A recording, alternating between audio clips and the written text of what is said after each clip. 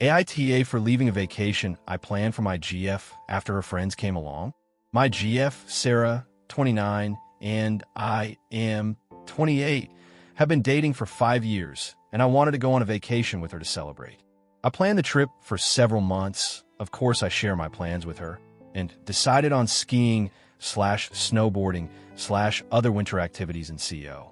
The activities seemed perfect, and I was looking forward to this for months because I wanted to propose to her at the end of the trip.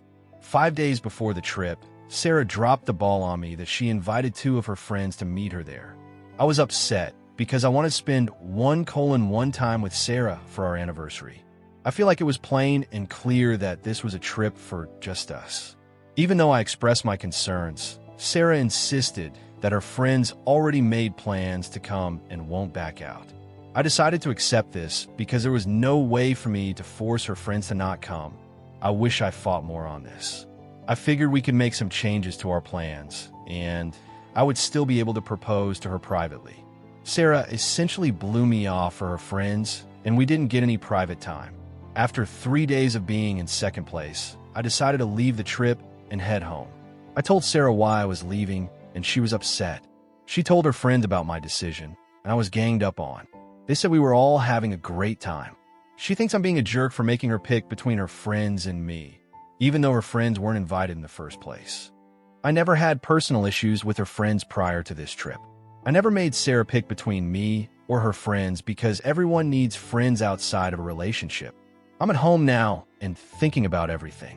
I have a day to myself before Sarah comes home, so at least I get to relax a bit. Sarah and her friends think I'm overreacting and think I ruined the trip. I think Sarah was disrespectful and rude to me by ruining the purpose of this trip and having her friends gang up on me. AITA for leaving a vacation I planned for my GF after her friends came along. Edit. This was a planned anniversary/romantic trip. I was clear that we have plans for just us 2. We've been on other anniversary trips together without our friends there. We did discuss marriage beforehand, so it's not like a proposal wouldn't been out of the blue. Relevant comments. Is it possible she knew you were going to propose and did this intentionally to avoid it? OOP replied, that is what worries me. We discussed marriage beforehand, and everything seemed great. This was a planned anniversary/romantic trip, so the nature of it was plain and clear. Comment. NTA, does she do this often? Does she pick time with her friends over time with you? Balance is fine, but she needs to pick you for more than things like your birthday. Does she often make you feel like the odd one out when hanging with her friends? A good partner tries to include you. Does she often railroad you like this? She was so wrong in all the things she did, but that's not the big red flag. People make mistakes and learn from them. Her denying that she did anything wrong is the return the ring behavior. She will never change her ways so long as she sees nothing wrong with what she is doing. If you do dump her, then she will start crying and claim she will change. She will change for a month and snap right back. OOP replied, you're unfortunately right. I never had personal beef against her friends or family, but I was lying to myself for years. She has picked her friends over me when I wish there was more balance between us. I never canceled plans with her just to hang out with my friends, but she has done that to me more than once. This trip was just the biggest stunt she pulled with her friends. Minor update. My friends are here at the house, and they have been running potential interference, just in case her friends try to bombard and harass me. They've been great, and I'm so glad to have them. Minor update number 2. None of Sarah's friends came by the house or harassed me yesterday/last night, which is good. Sarah hasn't come home yet. I figure out what I want to say and have it written out. Update 2.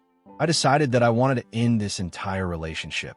I packed my important belongings, ex-passport, clothes, and arranged with my best friend to crash at his apartment until I can find my own. Usually when small issues happen in a relationship, it ties into a bigger issue of that relationship. The main reason why I decided to break up is because I realized that her friends will always be closer to her than me. Sarah has favored her friends over me and blown off some of our plans for her friends more than once. I was lying to myself for years because I didn't want to face reality yet. I had hoped she would change, but this trip really opened my eyes that I will always be in third place to her, that I expressed my feelings multiple times, and Sarah promised she would change, and she didn't. Sarah came home late yesterday. I said I have a lot to get off my chest, and I want to get through my notes before she talks or tries to interrupt me. The first question I asked Sarah was how she thought the trip went. She said we all had fun and it was memorable. I shouldn't have to feel like the third wheel in my own relationship, especially on a trip that I planned. My next question was, why did you invite your friends in the first place? You knew this was an anniversary trip for US. She talked about the trip with her friends since the beginning, and they'd never been to CO. She thought it would be a good idea to allow them to come just so they can have fun in CO with us. I followed up with my lack of knowledge of her friends coming along until days before. It's one thing if they came and did their own activities, but it's another thing that every activity became a group activity. I signed up for a monogamous, not poly relationship. My last question was, did you know that I was going to propose to you? Sarah said she didn't know at all. The thought never occurred to Sarah that I was going to ask. She claimed that she wouldn't have invited her friends to come along if she knew, but I responded that it would ruin the surprise if I told you. Sarah begged me to stay with her and believes we can work everything out. She didn't want me to throw 5 years away after this one bad trip. I listened to her promises to change for years regarding her friends, but nothing happened.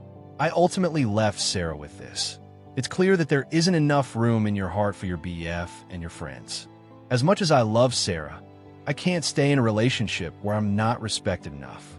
I left Sarah in the house by herself, and I drove off to my friend's place.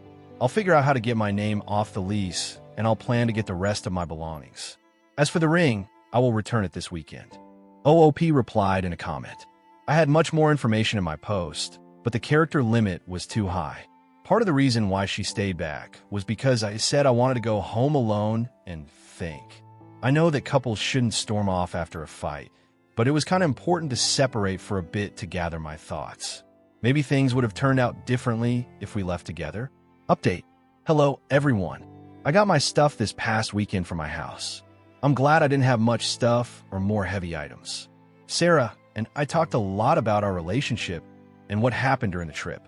Sarah said she's going to see a therapist and wanted to become a better GF in the future. I'm not opposed to getting back together years down the road, but I have zero intentions of being those people that are constantly on and off. If life does bring us back together, then so be it. I didn't make any promises to Sarah about a possibility of getting back together because Sarah should change for herself and not me.